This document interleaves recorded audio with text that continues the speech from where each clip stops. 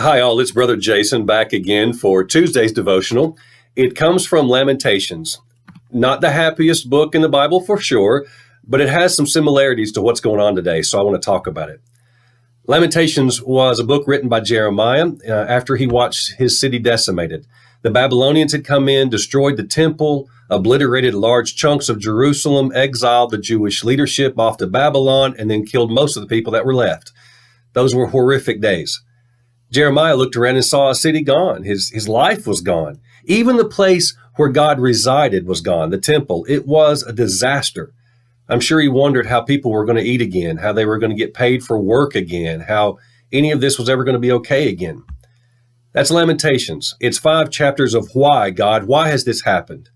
Now, Jeremiah thought it was because God was punishing his people for their misdeeds.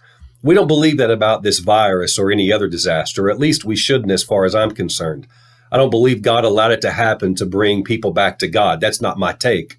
But it was Jeremiah's, and so Lamentations is just so sad.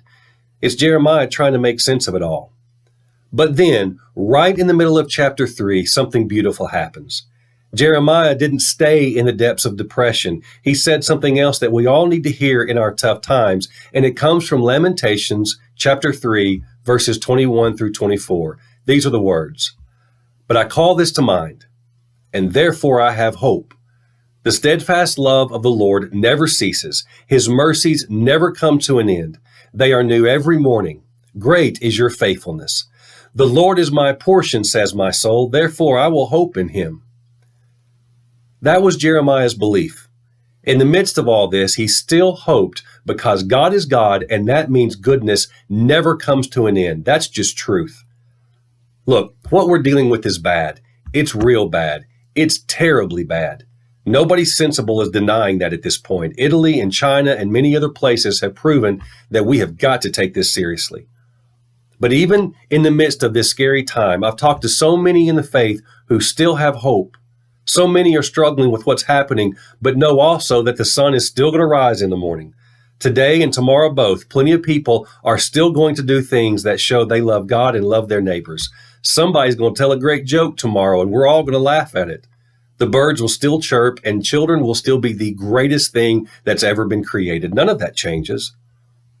Look, in this tough time, maybe one of the best things we can do so that we don't slump into the negative thoughts that are bombarding us right now is to remember that God is still God. God is still calling us into relationships with each other. Jesus still showed us what grace and mercy and peace and patience and kindness and all that good stuff is about. None of that has changed. The world we live in has changed, but God hasn't, and God's people haven't either. And so you know what? I do have hope. I have hope that we'll all get through this together. We'll lift each other up and love each other passionately, even as it gets a little harder to do. I have hope. The Lord is my portion, and I know God is your portion too.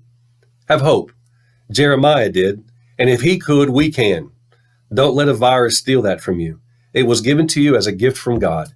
So go wash your hands, listen to the medical professionals, stay away from other people for a while, and have great hope. I'll talk to you tomorrow. God bless.